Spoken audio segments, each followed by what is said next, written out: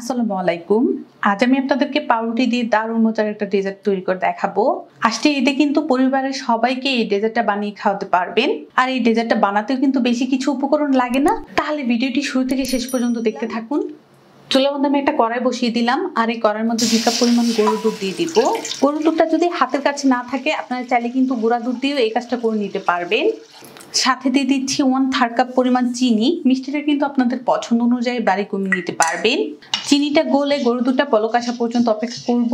চিনিটা গলে গরুর দুধটা কিন্তু বলক চলে এসেছে। আর চিনিটা গলার কারণে দেখুন দুধটা কিন্তু আগে থেকে অনেকটা পাতলা হয়ে গিয়েছে। আর এই গরুর দুধটাকে এখন যেটা করব, চুলার আঁচ লোতে রেখে এভাবে অনবরত নেড়ে কিছুক্ষণ এভাবেই আমি জাল করে নিচ্ছি।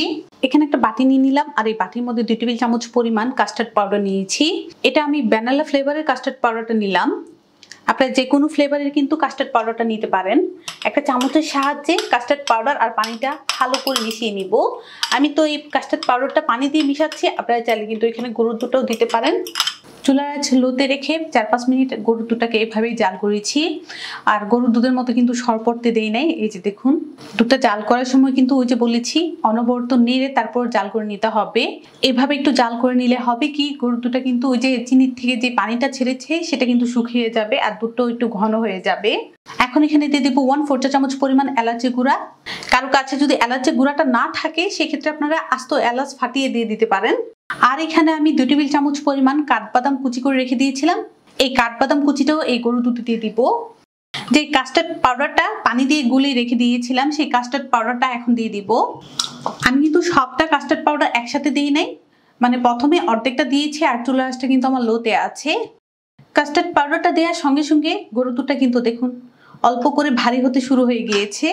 আর দেওয়ার সাথে সাথে যদি নাড়াচাড়া না দেন তাহলে কি হবে, এটা কিন্তু দলা হয়ে যাবে। সম্পূর্ণ কাস্টার্ড পাউডারটা দিয়ে দিলাম। চুলার আঁচ লোতে রেখে কিছুক্ষণ এভাবে আমি এটাকে জাল করে নিব।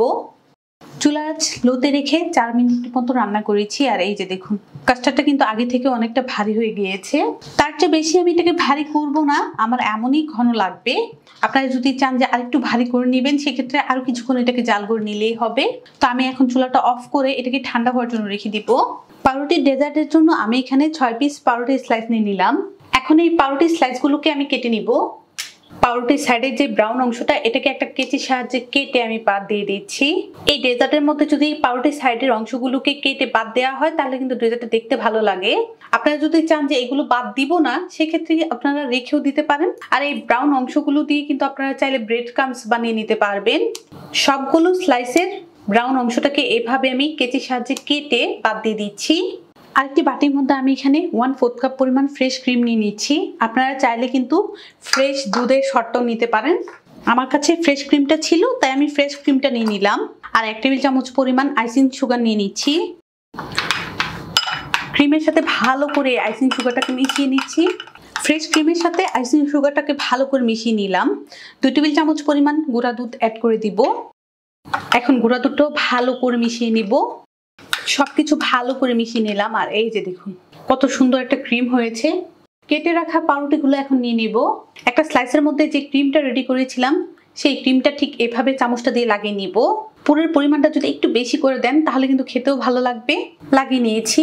এখানে কিছু পেস্তা বাদাম দিয়ে দিব, কিছু কাঠবাদাম কুচি।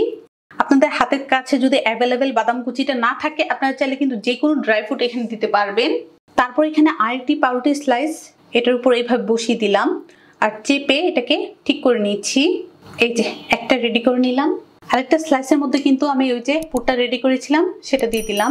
কিছু বাদাম কুচি দিয়ে দিচ্ছি। উপর থেকে আরেকটা পাউরুটি স্লাইস দিয়ে দিব। আর এটাও রেডি। তো এইভাবে সবগুলো কিন্তু রেডি করে নিলাম।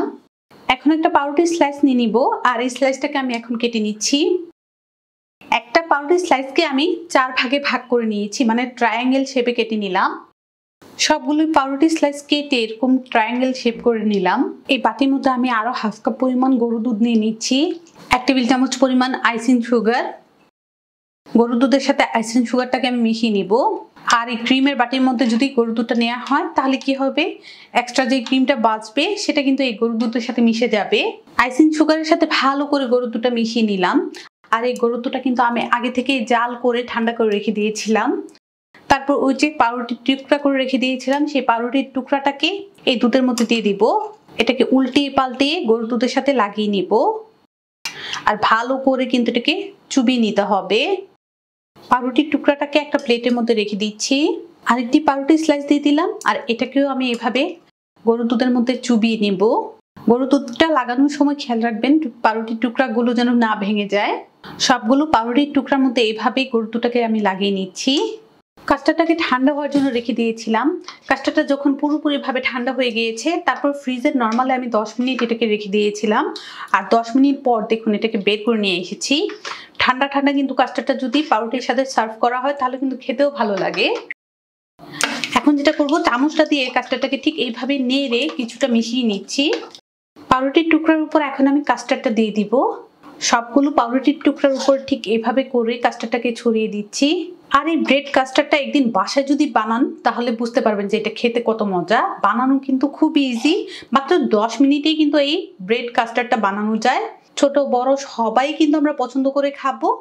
ঈদ স্পেশাল কিন্তু চাইলে ঈদের দিনেও আপনারা এই ব্রেড কাস্টার্ডটা রাখতে পারেন। আমি আপনাদের সঙ্গে একটা কেটে দেখাই কতটা সফট হয়েছে। আশা করছি আমার এই ব্রেড কাস্টার্ডের রেসিপি আপনাদের ভালো লেগেছে। ভালো লাগলে অবশ্যই একটা লাইক দিবেন, চ্যানেলটাকে সাবস্ক্রাইব করবেন। সবাই ভালো থাকবেন, সুস্থ থাকবেন, আমার জন্য দোয়া করবেন। আল্লাহ হাফেজ।